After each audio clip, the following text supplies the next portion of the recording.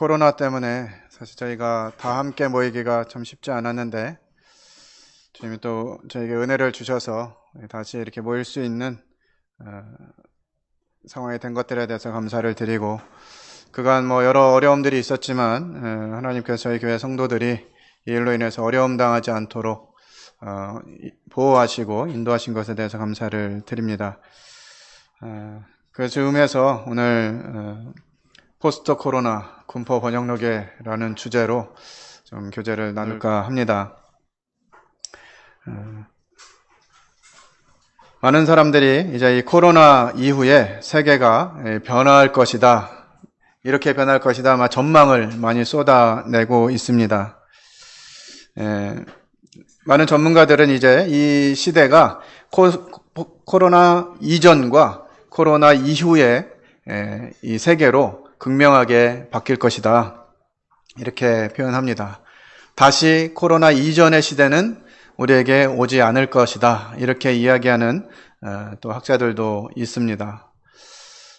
그렇다면 우리는 어떻게 이 상황을 이해하고 우리 삶 가운데 적용하고, 또 교회는 이러한 상황 가운데 어떻게 가야 할 거냐 하는 것입니다. 구체적으로 언론에도 많이 나오고 각종 많은 이 기관들에서 이 포스트 코로나 다음에 어떤 일들이 일어날 것이냐라고 하는 부분들에 대해서 굉장히 말이 많은데 그 내용들을 다 오늘 말씀드리기는 어렵고, 이것이 이제 어떤 흐름으로 갈 것인지 이런 부분들을 잠깐 좀 살펴보고, 이 교회가 처한 이러한 상황 가운데서 어떻게 준비해야 될 것인가 하는 부분들 좀 살펴보고자 합니다. 사실 우리는 이 코로나 때문에 이 시대가 이렇게 바뀌어 간다라고 생각하지만 이 코로나는 단지 이 세상이 나아갈 방향을 조금 앞당기는 계기를 주었을 뿐이지, 여전히 이 세계는 다음 단계로 진행을 해 가고 있었습니다. 예를 들면 이제 우리의 역사 속에서 산업혁명이 여러 번 일어났습니다. 1700년대 후반에 이제 18세기에 영국에서 시작된 1차 산업혁명, 막 증기기관이 발명되고 생산 설비가 생기고 이러면서 정말 이 어마어마한 이 사회의 변화가 일어났죠. 그것도 어마어마한 변화였는데 이제 19세기에 2차 산업혁명이 일어납니다. 미국을 중심으로 해서 이제 전기가 생기고 이 노동이 분업되고 이러면서 굉장히 많은 변화가 또 일어나게 됩니다. 그걸로 끄시면 좋았겠지만 또 3차 산업혁명이 20세기에 들어서 이제 독일과 일본을 중심으로 이 반도체와 IT 이런 것들이 발달하면서 이 자동화되고 이 기계가 사람을 대체하는 이런 시대들이 일어났습니다. 그래서 이 사회가 엄청난 변화를 겪었기 때문에 사회학자들은 이와 같은 일들을 산업혁명이라 이렇게 이름하고 있어요.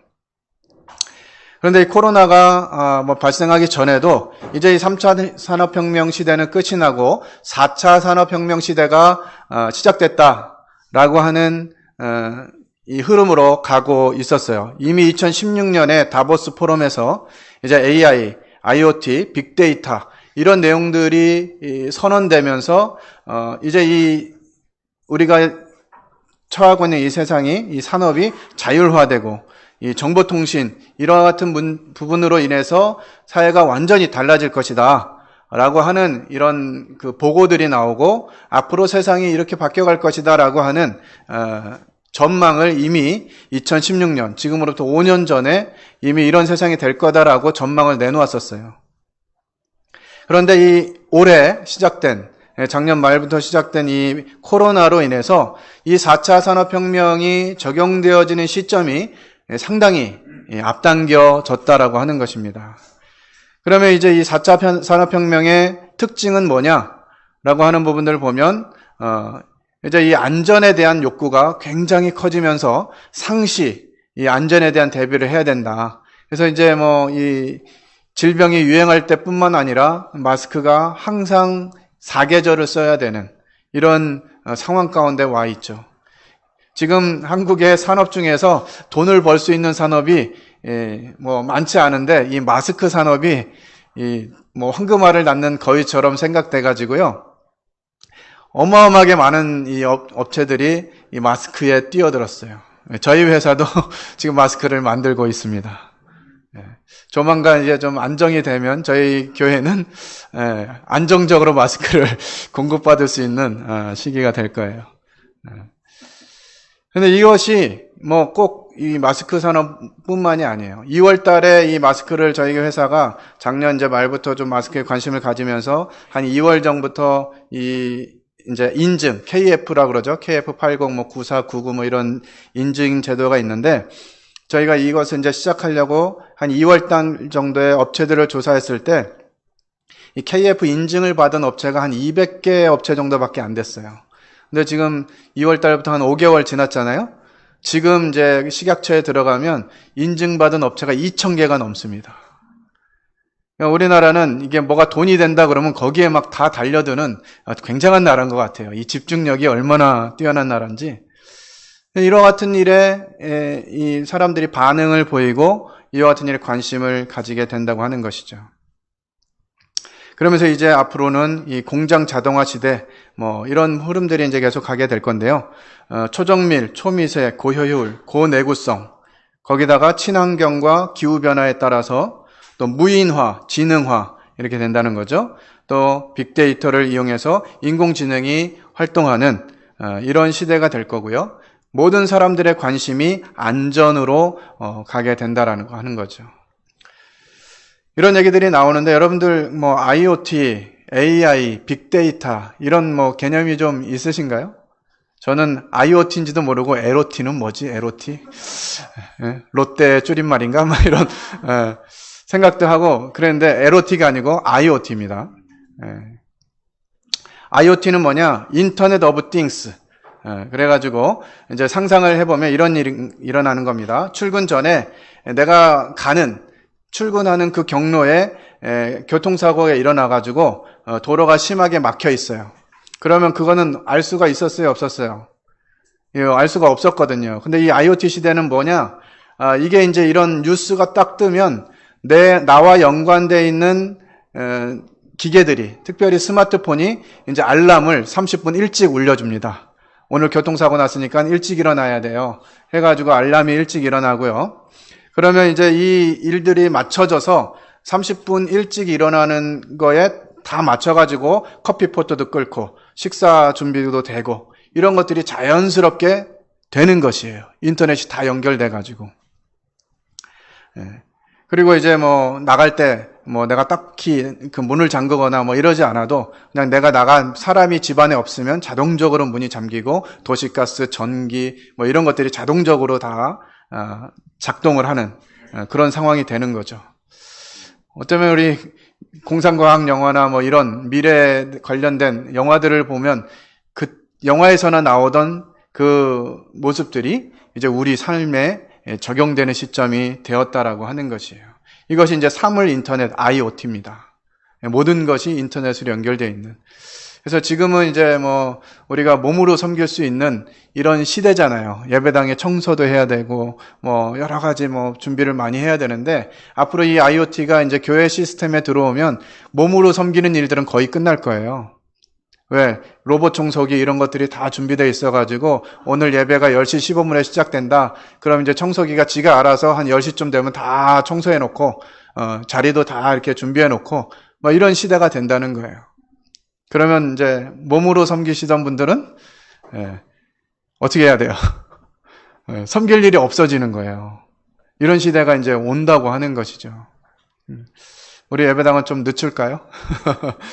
이 시대를 이제는 뭐 선택하지 않을 수 없는 모든 사회 시스템이 이렇게 돌아가니까 이거는 이제 남의 일, 뭐 어떤 기관의 일, 사회의 일 이렇게 받아들일 수가 없는 거죠. 교회도 이와 같은 IoT가 지배하는 문화가 생길 것입니다. 그 다음에 이제 AI라고 그러죠. AI 그러면 뭐 조류독감 뭐 이러시는 분들이 있어요. 요즘 시대를 얘기하는데 AI한테 조류독감 이런 얘기하면 왕따 당합니다. AI, 그러니까 A, 그러면 A가 뭘까? 청년들도 AI가 뭐야? 그러면 뭐, 오토, 뭐, 이거 아닌가요? 뭐, 이런 얘기 하는데, Artificial Intelligence, 인공지능이라는 뜻이에요. 이제 지금까지는 사람이 이 지능으로 할 수 있었던 그런 사고나 학습, 자기 개발, 이런 것들을 이제 컴퓨터가 다 하는 겁니다. 예. 우리 이세돌 씨가 바둑을 같이 뒀죠? 누구랑 뒀죠? 알파고. 예, 알파고 이런 게 이제 AI예요. 인공지능인데 이 바둑은 너무나 세밀하고 이 작전이라든지 이런 것들이 필요한 분야라서 절대로 컴퓨터가 사람을 이길 수 없다라고 생각을 하고 이거를 해본 거거든요. 아무리 컴퓨터가 뛰어나도 사람의 지능을 따라갈 수는 없어. 그래서 무조건 바둑을 두면, 특별히 고수인 이세돌이라고 하는 굉장히 바둑 잘 두는 이 분인데, 이분하고 컴퓨터가 이 경쟁을 하면 컴퓨터가 도저히 이길 수 없을 거야 라고 사람들은 생각했거든요. 그런데 어떻게 됐죠? 뭐 5번인가 뭐 이렇게 했는데 한 번 간신히 이기고 다 컴퓨터가 이겼어요. 그러니까 이게 지금 이 뒤에 살펴볼 빅데이터랑 연관이 돼가지고 이 컴퓨터가 이제 여러 상황들이 일어나게 되는데 그 상황들이 컴퓨터 정보에 다 누적이 되면서 여러 다양한 상황들을 대비하는 이런 시대가 되는 것입니다. 앞으로 이제 무인 자동차 시대가 온다 그러죠. 예. 이영래 형제님 택시 운전하고 계신데 이제 택시 운전하시는 분들이 이제 업을 이렇게 놓아야 될 시대가 올 겁니다. 무인 자동차 시대가 되면. 어떻게 되느냐? 그냥 내가 집 앞에서 택시를 타고 싶어. 그러면 핸드폰으로 요즘도 하고 있죠. 뭐 카카오 택시 이런 거 부르듯이 이게 딱 불러가지고 목적지를 딱 입력하면 그 무인 자동차, 무인 택시가 옵니다. 그럼 내가 그 뒤에 딱 타면 이제 무인 택시가 알아서 내가 갈 곳에 데려다 주는 거예요. 근데 사람들이 생각할 때 아무리 그래도 기계가 판단하는데 한계가 있잖아. 만약에 이제 이렇게 길을 가는데 이 신호등과 상관없이 무단횡단하는 사람이 나타나면 어떻게 할 거냐? 막 이런 것들이 이제 사람들은 고민이거든요. 이런 도덕적인 문제나 가치 판단의 문제가 있을 때 컴퓨터는 어떻게 할 거냐라고 하는 거죠. 근데 사람은 자기 감정에 따라 가지고 뭐 반대로 틀어가지고 맞은편에 오는 이런 트럭하고 부딪혀서 오히려 많은 사상자가 나타나기도 하고 이렇게 되는데, 이 인공지능은 이제 이런 모든 경우의 상황들을 컴퓨터가 다 가지고 있는 거예요. 그래서 어떻게 했을 때 가장 최소한의 피해가 올 것이냐, 그냥 이 사람을 치는 게 가장 최소한의 피해다. 그럼 이제 사람을 치게 될 수 있는 상황이 오는 거죠. 이건 이제 도덕적으로 어떻게 판단할 거냐, 이것이 이제 사람들에게는 관심거리인데, 이렇게 모든 정보들을 컴퓨터가 다 집합해가지고 포집해가지고 상황을 판단하게 된다는 거예요. 근데 그것이 사람이 생각하는 것보다 훨씬 더 정밀하고, 법이라고 하는 테두리를 다 집어넣으면 이 법이라고 하는 테두리 내에서 어떻게 결정하는 것이 가장 합리적인 결정인지를 컴퓨터가 알아서 한다는 거예요. 비대면이 많아지는 거죠.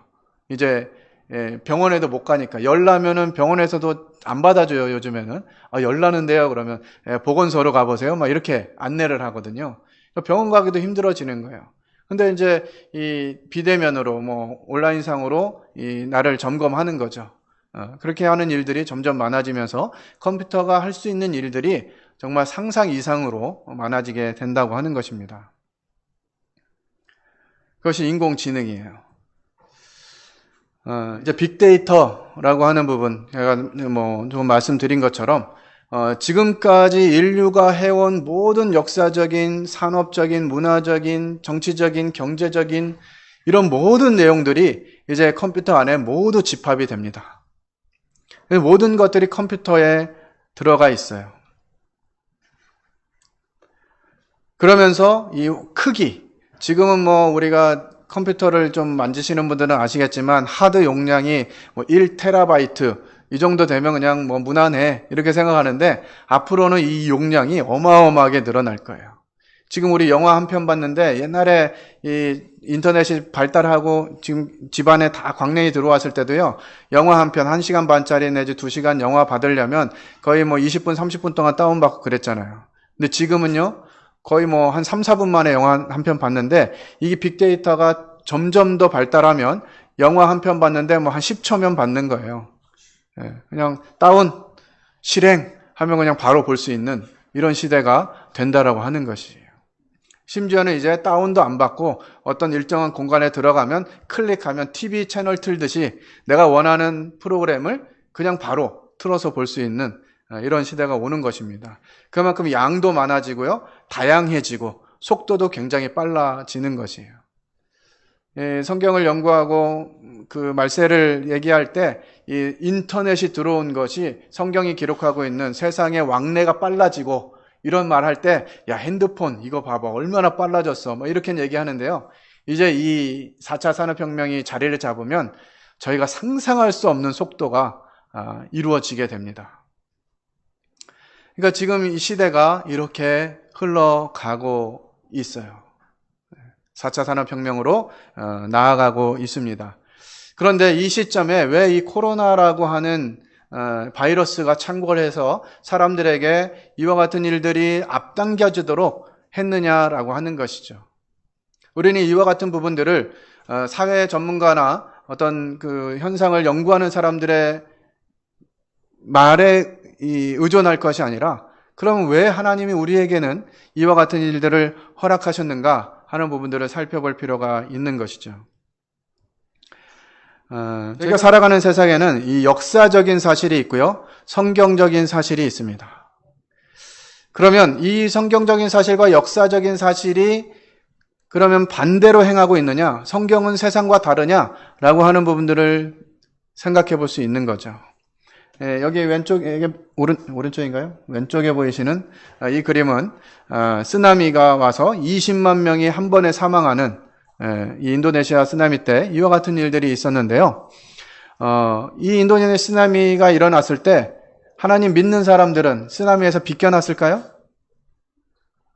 20만 명이 죽었는데 하나님 믿는 사람들은 한 명도 안 죽고 안 믿는 사람들만 20만 명이 죽었을까요? 그러지 않았겠죠. 20만 명 안에는 하나님을 믿는 사람들도 죽었다는 것이에요. 이것은 역사적인 사실입니다. 사실 이 코로나가 일어났을 때 하나님 믿는 사람들은 코로나 안 걸려 신천지에서 한 얘기거든요. 우리는 코로나 안 걸린다. 하나님 우리를 지켜주신다. 막 이래가지고 그냥 했는데 완전 코로나 이 전파의 주범이 됐잖아요. 이게 코로나가 믿는 사람들하고는 상관없느냐? 다행히 모임에는 별로 이렇게 소문이 안 들리고 이래가지고 모임 분들은 코로나 안 걸렸나 보다 이렇게 생각했는데요. 지금 이제 여러 지역교회들의 어떤 상황이나 이런 정보들이 교환되면서 보니까 여러 성도님들이 코로나에 걸려서 심지어는 이제 격리도 됐다가 치료도 받고 심지어는 가족 가운데 소천하시는 분도 생기고 이런 일들이 우리에게도 일어났습니다. 그러니까 이 역사적 사실은 누구에게나 임하는 것이에요. 그런데 성경적인 사실을 보면 주님은 어떻게 하셨죠? 이 쓰나미가 올 때 이 쓰나미가 안 오게 하실 수 있으신 분이잖아요. 그죠? 우리 주님 어떻게 하셨어요? 바람과 파도를 명하니까 바람과 파도가 잔잔해졌거든요. 그러니까 우리 주님은 이 자연현상을 지배하실 수 있는 분이에요. 하나님은 이 세상에 어떤 일들이 일어났을 때 그것을 통제하시고 하나님 방식으로 운영하실 수 있는 그런 능력이 있는 분이시잖아요. 근데 그런 분이 왜 이 쓰나미는 그냥 허락하셨냐는 것이죠. 그러면 이 코로나는 왜 하나님이 우리에게 허락하셨냐는 거예요. 이 코로나가 유행하지 않도록 하나님이 하실 수 있었잖아요. 히브리서 13장 8절에는 그리스도는 어제나 오늘이나 영원토록 동일하시느니라. 그러니까 이 신약 시대에 이 예수님이 활동하시던 시대뿐만 아니라 여전히 이 하나님은 우리에게 우리 상황 가운데 일어나는 여러 가지 상황들을 통제하실 수 있는 분이시라는 거예요. 근데 지금 왜 하나님께서 이와 같은 코로나가 성도들에게 임하지 않도록 아니면 하나님 잘 의지하는 나라는 안 걸리고 그렇지 않은 나라는 많이 걸리게 하고 이렇게 하실 수 있는데 하나님 그렇게 하지 않으셨다는 것이죠. 이런 부분들을 살펴보면서 우리는 좀 생각해 볼 필요가 있습니다. 존 파이퍼 목사는 이렇게 이야기했어요. 하나님은 전지전능하시다. 하나님은 모든 세상 일을 주관하신다. 하나님은 인간 역사 모든 부분에서 단 한 번도 주도권을 잃고 구석으로 쫓겨난 적이 없으며 자신의 원치 않는 일을 허용하도록 남에 의해서 강요받은 적이 없다. 예. 하나님은 모든 것을 아시고 모든 것을 행하실 수 있는 분이시기 때문에 어떤 사람의 생각이나 의견에 따라서 하나님의 의지를 바꾸시고 하나님의 어떤 계획을 바꾸시고 사람들의 어떤 압박에 의해서 그 하나님의 계획을 바꾸시고 이러시지 않는다는 거죠. 오늘날 우리는 어떻죠? 마음에 안 드는 정책들이 있으면 어떻게 하면 돼요? 청와대에다가 청원 올리면 되잖아요. 이건 좀 아닌 것 같은데요 해가지고 올려가지고 30만 20만인가요? 넘으면 정부가 그것에 대해서 대답해야만 하는 이런 그 시스템이 돌아가고 있는데, 하나님은 하나님의 주권으로 하나님의 주도권을 가지시고 이 역사를 이끌어가고 계신다고 하는 것입니다. 그래서 우리가 주목할 바는 하나님께서 하시는 일은 항상 옳고 항상 선하다는 것이에요. 왜 이 코로나 같은 거를 이 땅에 오게 하셔요? 하나님이 계시다면 이런 코로나 와가지고 전 세계 사람들이 긴장하고 전 세계에 많은 사람들 수십만 명이 죽고 이런 일을 왜 허락하셨느냐? 하나님이 안 계신 거 아니냐? 하나님 선하신 분이 아닌 거 아니냐? 이 사람들은 많은 말을 할 수 있죠. 그러나 하나님은 언제나 옳으시고 언제나 선하시다는 것이에요. 그래서 우리 성도들은 이와 같은 현상들을 맞이할 때 어떤 마음으로 이것들을 보고 그러면 어떻게 우리가 그 사실들을 맞이하면서 행동할 것인가, 이런 부분들을 고민해야 된다고 하는 것이죠. 시편 33편 11절에는 여호와의 계획은 영원히 서고 그의 생각은 대대에 이르리로다. 하나님의 계획은 계속해서 하나님의 의지대로 진행되어지고 있다고 하는 것입니다. 그런데 우리가 이제 성경을 통해서 이 세상에 이와 같은 질병들이나 재앙들이 임할 때 왜 이런 일들이 일어나는가? 참 말들이 많아요. 전문가들도 많고 이래서 이런 거다 이렇게 얘기하지만 성경이 말하는 바는 무엇인가 하는 부분들을 좀 살펴보겠습니다. 첫 번째는 이 세상에 이런 재앙이나 이런 질병들이 오는 이유가 이 세상의 죄 때문에 생긴 보편적인 현상이라는 것이에요. 죄로 인해서 모든 생명은 죽게 되어 있습니다. 그리스도인들도 예외가 아니죠. 우리 로마서 8장 20절로 22절 함께 읽어보도록 하겠습니다. 시작. 피조물이 오직 굴복하게 하시는 이로 말미암음이라. 그 바라는 것은 피조물도 썩어짐의 종노릇한 데서 해방되어 하나님의 자녀들의 영광의 자유에 이르는 것이니라. 피조물이 다 이제까지 함께 탄식하며 함께 고통을 겪고 있는 것을 우리가 아느니라. 이 죄로 인해서 이 재앙과 질병과 여러 가지 사회 현상들, 이런 것들이 일어나면서 정말 이 하나님의 피조물들이 정말 탄식하고 고통을 겪고 있어요. 사람들뿐만이 아니라 이 세상에 만들어진 모든 피조물들이 이와 같이 고통을 받고 있다고 하는 것이죠. 이 성경이 가르치는 바는 우리에게 이런 현상들이 일어날 때 이것이 죄의 결과인 것들을 살펴보라는 것이에요. 그리고 세상이 어떻게 흘러가고 있는지, 어디까지 왔는지 이런 부분들을 주목해 보라고 하는 것이죠. 정말 우리뿐만 아니라 이 피조물들조차도 이와 같은 환경 가운데, 상황 가운데서 벗어나기를 간절히 기다리고 있습니다. 우리가 이 코로나가 빨리 종식돼서 뭔가 좀 정상화됐으면 하는 마음이 있는 것처럼 이 세상의 피조물들이 그렇게 하고 있는 것이죠. 두 번째로는 이 하나님의 은혜로서의 징계입니다. 우리가 야고보서 1장을 공부하면서 그와 같은 부분도 살펴봤죠. 어떤 사람들에게는 고난이 은혜가 될 수 있습니다. 그리스도인들도 똑같이 고난을 받지만 이 죄 때문에 정죄를 받는 것은 아닌 경우들이 많죠. 모든 일이 죄 때문에 그렇다 이렇게 하는 것이 아니라 때로는 하나님이 우리에게 이 고난을 통해서 인내를 배우게 하시고 연단을 배우게 하시고 그것을 통해서 우리에게 소망을 이루게 하시는 이와 같은 도구로 사용하신다고 하는 것입니다. 그래서 이와 같은 고난을 만나게 될 때 그리스도인들은 이제 자신을 정화하고 하나님 앞에 자신을 돌아보고 자신을 준비시키는 이와 같은 상황을 맞이할 수 있는 것이죠. 히브리서 12장 8절에 징계는 다 받는 것이거늘 너희에게 없으면 사생자요 친아들이 아니니라 말씀하십니다. 때로는 우리에게 있는 고난, 이것이 하나님을 찾는 수단이 되기도 하는 것이죠. 그것은 하나님이 우리에게 베푸시는 은혜로서의 모습입니다. 죄로 인해서 또 하나님의 은혜로서 이와 같은 부분들 살펴보고 있는 것이고요. 세 번째로 이제 심판으로서의 재앙입니다. 로마서 3장 13절로 19절의 말씀인데요. 우리 같이 한번 읽어보도록 하겠습니다. 시작. 그들의 목구멍은 열린 무덤이요 그 혀로는 속임을 일삼으며 그 입술에는 독사의 독이 있고 그 입에는 저주와 악독이 가득하고 그 발은 피 흘리는데 빠른지라 파멸과 고생이 그 길에 있어 평강의 길을 알지 못하였고 그들의 눈앞에 하나님을 두려워함이 없느니라 함과 같으니라. 이는 모든 입을 막고 온 세상으로 하나님의 심판 아래에 있게 하려 함이라. 예. 이 사람들의 이 죄악이 극심해짐으로 인해서 이제 하나님이 이 세상을 심판하고자 하는 이와 같은 말씀들을 우리에게 주고 계십니다. 정말 이 세상 너무 악해져 가고 있어요. 하나님이 이 악해져 가는 것들을 증거로 보여주시기 위해서 특별히 동성애 이와 같은 것들 얘기하면서 이 동성애로 인한 결과를 얻게 됐잖아요. 남자가 남자를, 여자와 여자를 부끄러운 일을 행함으로 인해서 그들이 상당한 보응을 받았다. 동성애 보응 뭐죠? 에이즈죠, 에이즈. 에이즈가 뭐의 약자입니까? 후천성 면역 결핍증 뭐 이렇게 되지만 한글로 해석하면 이렇습니다. 아, 이젠 다 살았다.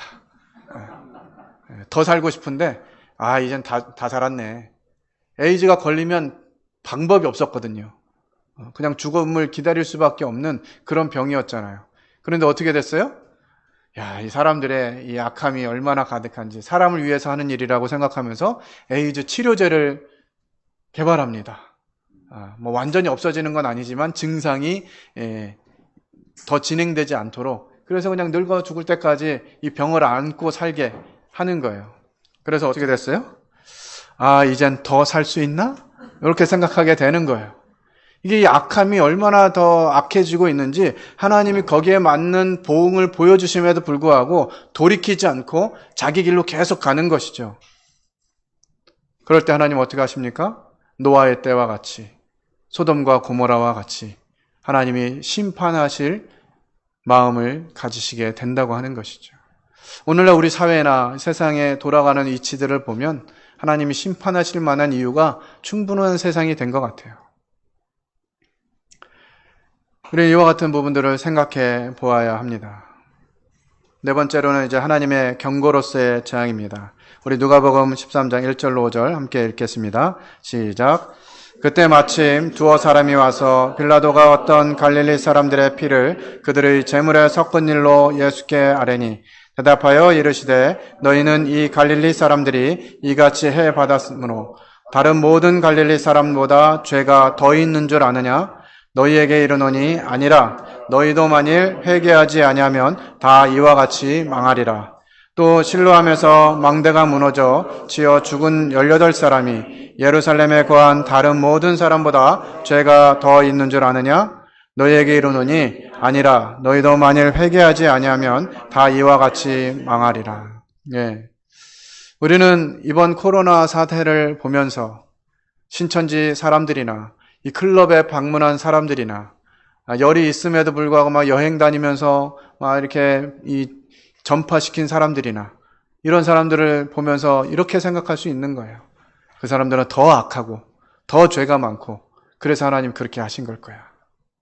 신천지를 하나님이 벌 주시기 위해서 이번 사태를 만들었을 거야. 뭐 이런 얘기들은 많이 해요. 그런데 성경이 우리에게 가르치는 태도는 뭐냐? 그렇게 받지 말라는 거예요.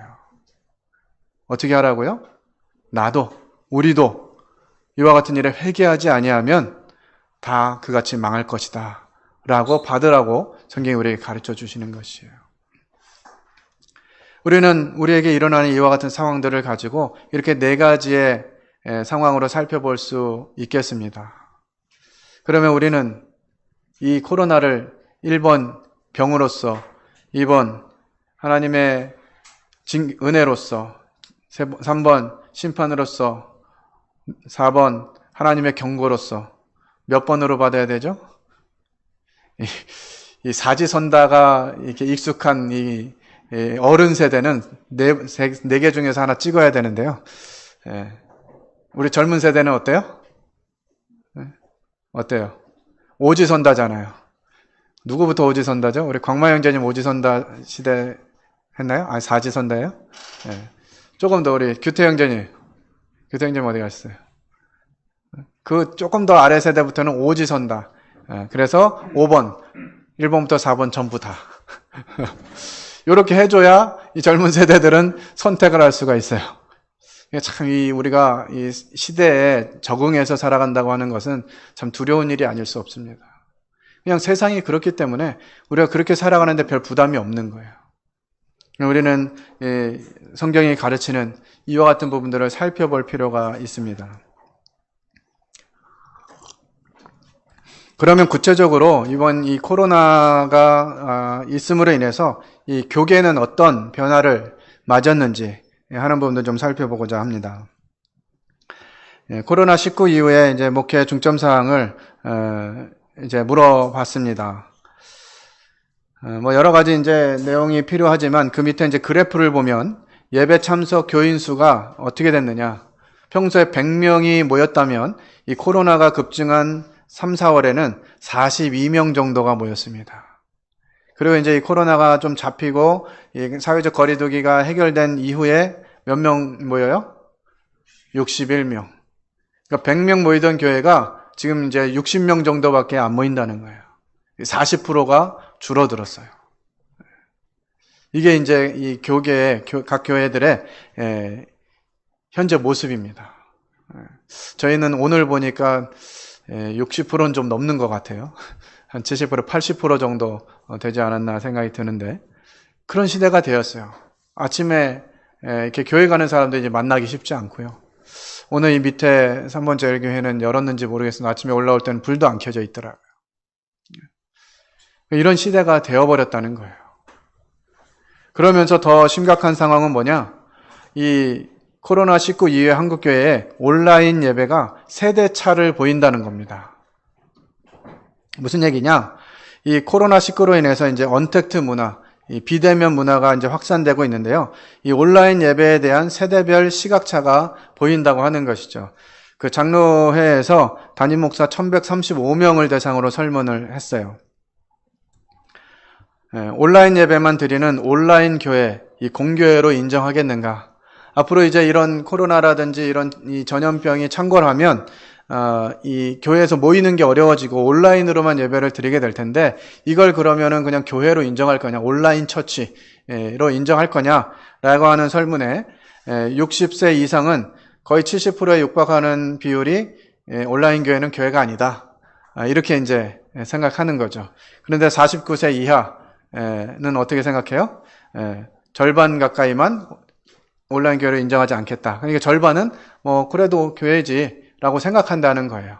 이게 그 연령대가 내려갈수록 더 차이가 많이 나겠죠. 20대, 10대 이런 사람들은 이제 뭐 온라인 교회도 교회지 이렇게 생각하면서 꼭 모여야 돼 이렇게 이제 생각하고 있다는 거예요. 주일 예배는 반드시 교회에서 드려야 하는가라고 하는 질문에 60대 이상은 20%만 온라인 예배나 가정 예배로 대체할 수 있다. 그러니까 뭐 80%가 교회에 와서 예배 드려야 된다 이렇게 생각하고 있는 거예요. 나이 드신 분들은. 근데 49세 이하는 38.2%가 온라인 예배나 가정 예배로 대체할 수 있다. 이렇게 40% 육박하는 이 퍼센테이지가 꼭 뭐 교회에 안 모여도 돼. 이렇게 이제 생각하는 거죠. 이러한 인식 차이는 코로나19 중 예배도 다르게 했다고 하는 것입니다. 3, 4월 초에 3월이나 4월 초에 이 예배 운영 방식을 보면 60세 이상은 교회에서 현장 예배를 드렸다. 이 거의 50%에 육박해요. 그래도 예배는 교회 가서 드려야지 이런 마음으로 교회에 나오신 분들이 많다는 거죠. 근데 50세 이하는 교회 현장에서 예배 드린 퍼센트가 25%밖에 안 돼요. 그냥 뭐 가정에서 드려도 되지 이렇게 지금 드린 거죠. 온라인 예배로 완전히 대체했다라고 반응한 비율을 보면 60세 이상은 12% 정도밖에 안 됩니다. 49세 이하는 33%가 이 기간 동안에 거의 4개월, 5개월 기간 동안에 온라인으로 다 예배를 드렸다는 거예요. 이것이 이제 우리 교회 가운데서도 일어나고 있는 현상들이고요. 우리가 취한 바도 별반 다르지는 않은 것 같아요. 코로나19 기간 중에 교회 못 오는 교인들을 위해서 어떤 활동을 했습니까? 라고 하는 질문에 이제 신앙생활에 도움이 되는 다양한 콘텐츠를 제공했다. 예를 들면 온라인 예배를 통해서 예배를 함께 참여하게 하고 말씀을 공급하고 이런 부분들을 이제 했다. 이런 부분들에 있어서 60세 이상은 12%밖에 제공을 못 받은 거예요. 왜 그랬을까요? 인터넷에 그만큼 이게 가까이 하기 쉽지 않은 환경이라는 것이죠. 그러나 이제 50세 이하는 33%가 그런 부분들을 이제 받았다고 대답을 했습니다. 그래서 이 비대면 언컨택트 문화가 확산할 때 한국 교회가 이 시대에 어떻게 대응하는가가 성장과 쇠퇴의 분기점이 될 듯하다라고 이 목회 데이터 연구소 대표가 이와 같이 이야기를 했습니다. 자, 그러면 우리는 어떻게 해야 될까요? 이 세상만 이와 같은 영향을 받는 것이 아니고 교회도 동일하게 이와 같은 영향을 받게 되죠. 주님이 저에게 이와 같은 마음을 가지고 계시지 않은가 분별하고 말씀을 선택을 했습니다. 로마서 12장 2절 같이 한번 읽겠습니다. 시작. 너희는 이 세대를 본받지 말고 오직 마음을 새롭게 함으로 변화를 받아 하나님의 선하시고 기뻐하시고 온전하신 뜻이 무엇인지 분별하도록 하라. 예. 이 세대가 선택하는 방법, 이 세상이 흘러가는 방향대로 하지 말고 변화를 받으라는 것입니다. 하나님의 선하시고 기뻐하시고 온전하신 뜻이 무엇인지 분별하라는 것이에요. 우리 방금 설문의 내용에서 봤듯이 이 세대 간의 격차가 많이 벌어져 있습니다. 사고의 차이가 많이 달라요. 그럼 교회는 어떻게 해야 될까요? 어른들 중심으로 가야 될까요? 젊은이들 중심으로 가야 될까요? 하나님의 교회는 어린아이로부터 노성도에 이르기까지 모든 성도들이 함께하고 공유되는 공간이 교회입니다.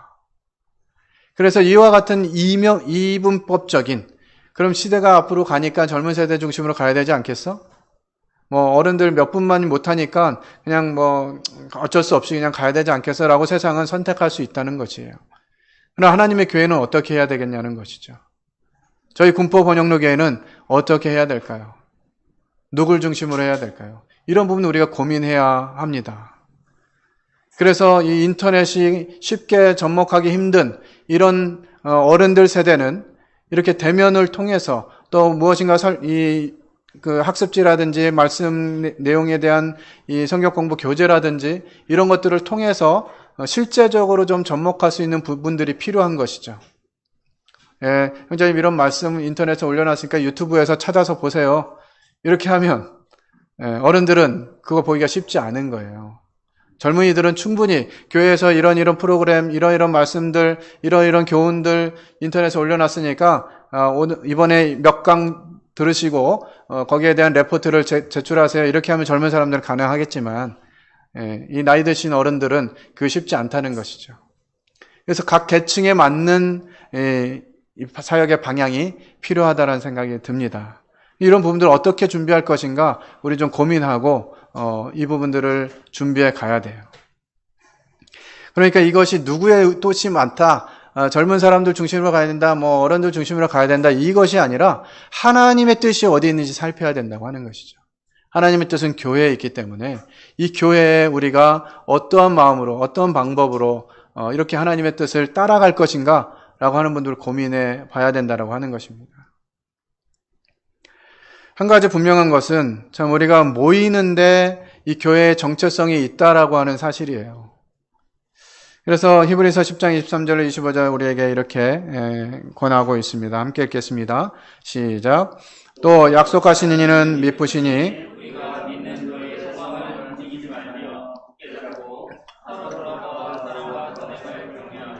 모이기를 패하는 어떤 사람들의 습관과 같이 하지 말고 오직 권하여 그날이 가까움을 볼수록 더욱 그리하자. 예. 주님이 우리를 말씀으로 가르쳐 주시고 권하고 계신데요. 믿는 도리의 소망을 움직이지 말며 굳게 잡고 서로 돌아보아 사랑과 선행을 격려하라는 것이죠. 우리 안에 이루어지고 있는 이 하나님을 향한 섬김과 교제와 나눔과 이와 같은 부분들을 격려하라고 하는 것입니다.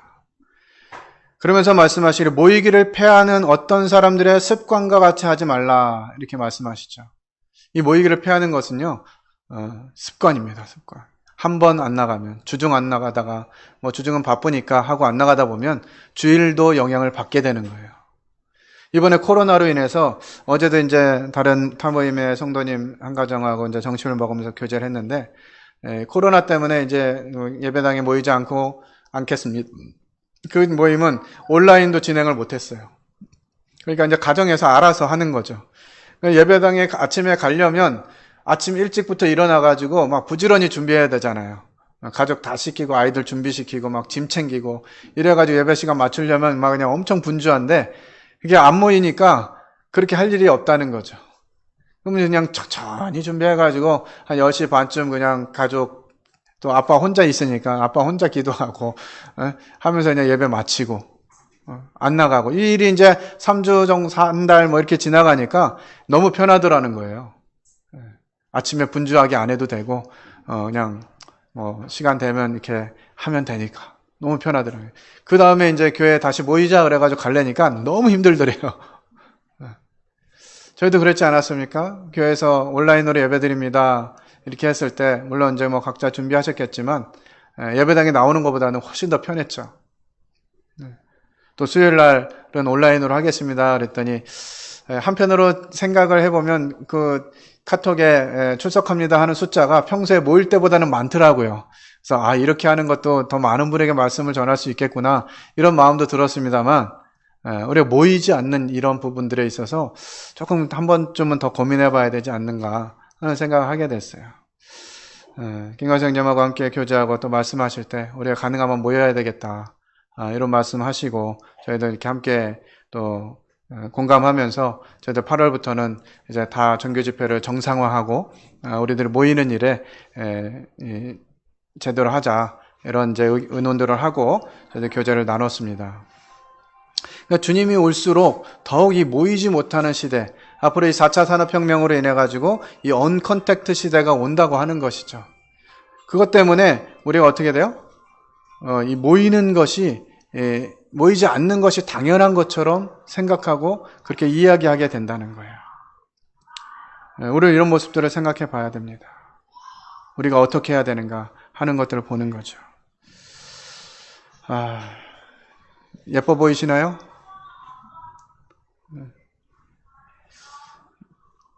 망망대해죠. 어쩌면 우리 교회가 이 망망대해 가운데 이렇게 떠있는 돛담배와 같은 위치가 아닌가 하는 생각이 듭니다. 이 배가 어디로 가야 될까요? 어디로 가야 될까요, 이 배가? 어디로 가면 제대로 된 길로 가는 것 같아요? 뭐가 필요하죠? 나침반도 필요하고, 저게 내가 떠있는 위치가 어딘지, 또 어디로 가야 되는지 모르니까 빛이 필요하잖아요. 그래서 이제 배를 위주로 이렇게 생활하는 분들은 하늘에 있는 별들도 통해서 위치도 파악하고 이런 것들이 필요하죠. 등대가 있으면, 저희가 등대구나 향해서 등대를 향해서 갈 수 있겠죠. 오늘날 어쩌면 이 교회가 이와 같은 환경 가운데 놓여져 있는 것이 아닌가 하는 생각이 들어요.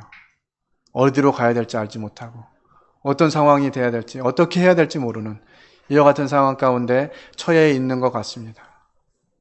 그래서 우리는 이와 같은 상황에 우리 주님의 권면대로 이 세대를 본받지 말고 오직 마음을 새롭게 함으로 변화를 받는, 하나님의 뜻이 무엇인지를 생각하면서 하나님이 말씀하시면 이 세상이 그것들을 받아주지 않는다 할지라도 우리가 목숨을 걸고 하나님의 말씀을 순종할 이와 같은 시대가 올 수도 있습니다. 마지막으로 히브리서 12장 1절 2절의 말씀 읽고 말씀 마무리하겠습니다. 함께 읽겠습니다. 시작. 이러므로 우리에게 구름같이 둘러싼 허다한 증인들이 있으니 모든 무거운 것과 얽매이기 쉬운 죄를 벗어버리고 인내로써 우리 앞에 당한 경주를 하며 믿음의 주요 또 온전케 하시는 이인 예수를 바라보자. 예. 우리 믿음 앞에, 우리 역사 앞에 믿음의 선진들이 어떻게 이 신앙들을 지켜왔고 그 어려운 시기에 어떻게 믿음을 전수하며 자신들의 삶을 하나님께 드렸는지 수많은 증인들이 우리들에게 둘러싸고 있습니다. 대한민국이라고 하는 나라에 복음이 전해지게 하기 위해서 얼마나 많은 피가 흘려졌을까요? 얼마나 많은 선교사들이 정말 대한민국 땅에 발 한 번 못 디디고 죽은 선교사도 있을 정도로 많은 피로 인해서 이 나라에 복음이 심기워졌어요. 그리고 하나님의 은혜로 이날까지 우리가 이렇게 잘 먹고 잘 살 수 있는 나라가 되었습니다. 그런데 오늘날 우리는 이 얽매이기 쉬운 죄들, 무거운 것들, 이런 것들을 짊어지고 하나님의 뜻보다는 그저 이 세상을 살아가는 일에 마음이 빼앗겨져 있지는 않은가 생각하게 되고 이럴 때일수록 우리가 더욱더 하나님 앞에 나와서 하나님의 말씀을 가까이 하고 우리 앞에 당한 경주를 하며 믿음의 주여 또 온전케 하시는 예인 예수님을 바라보는 이와 같은 마음들이 우리에게 필요하다고 봅니다. 하나님이 말씀해 주시지 않으시면 이 시대에 하나님의 말씀이 음성이 들려지지 않으면 우리는 이 망망대해에 있는 이 돛담배처럼 그저 세상의 흐름에 바람의 물결에 휩쓸려 갈 수밖에 없을 것이에요. 그러나 빛 대신 하나님, 빛 대신 그리스도, 그분이 우리에게 빛을 비춰주시고 우리가 마땅히 나아가야 될 방향들을 말씀해 주시고 계시기 때문에 우리가 이럴 때 더욱더 하나님께로 돌이키고 우리 삶을 정비하고 이제 주님이 오시기를 또 다시 기대하면서 이 마지막 시대를 살아가야 될 줄로 믿습니다. 모처럼 우리 성도님들이 함께 모여서 예배를 드리고 또 함께 말씀을 듣고 교제를 하게 될 텐데요. 앞으로 이 시대가 또 이 나라의 지침이 어떻게 바뀌어갈지 모르겠어요. 물론 우리가 제도 안에서는 이와 같은 부분들에 협조하고 순응해야 하겠습니다만은 정말 이러한 일들이 점점 더 우리의 모이는 것, 또 하나님을 바라보는 것, 이런 것들을 대적하게 되는 순간이 올 때 우리는 믿음으로 주님을 바라보고 주님께 나아갈 필요가 있다고 생각이 됩니다. 그리고 그 상황에 맞춰서 이제 어떻게 성도들을 돌아보고 함께 성도들과 함께 하나님 나라를 추구할 것인지 이러한 부분들 구체적으로 현장에서 어떻게 할 것인지 하는 부분들을 살펴볼 필요가 있는 것 같아요. 이 일들을 위해서 성도님들 기도해 주시고요. 앞선 인도자들이 이 하나님의 교회를 올바른 방향으로 인도할 수 있도록 또 좋은 프로그램들과 또 좋은 은사들을 통해서 이 교회가 건강해질 수 있도록 하는 일에 힘쓸 수 있도록 기도해 주시면 감사하겠습니다. 기도하고 마치겠습니다.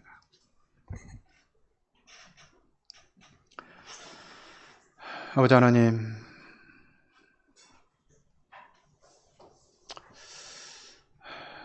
정말 좌우를 분간할 수 없는 칠흑 같은 어둠 가운데 저희들이 놓여 있음을 보게 됩니다. 하나님이 말씀하시지 않으면, 빛 대신 주님이 저희를 비추시고 인도하시지 않으면 저희는 어둠 가운데 헤맬 수밖에 없는 자들임을 고백합니다. 좀 시대가 악하고 정말 이와 같은 질병과 여러 가지 어려움들이 저희들 주변을 둘러싸고 있지만 그와 같은 일에 두려움 갖지 않게 하시고 우리를 지키시고 인도하시고 보호하시는 하나님을 의지하며 믿음의 주여 온전케 하시는 예수를 바라보고 이 시대를 살아갈 수 있도록 도와주시길 원합니다. 저희들에게 지혜를 허락해 주셔서 이 시대의 교회가 어떻게 해야 할지, 하나님의 뜻이 어디에 있는지 돌아보게 하시고 저희들이 담대함으로 믿음의 길을 선택하고 하나님이 뜻하시는 길로 나아갈 수 있도록 인도해 주시길 원합니다. 모처럼 성도들이 함께 모여서 예배드리고 말씀 듣고 교제하게 하시며 감사를 드립니다. 주님 오시는 날까지, 이 땅이 심판당하는 날까지 저희들의 이와 같은 모임이 멈춰지지 않도록 은혜를 베푸시고 인도해 주시기를 간구를 드리며 이 모든 것을 살아계신 하나님 아들 예수 그리스도의 이름으로 기도를 드렸습니다. 아멘. 감사합니다.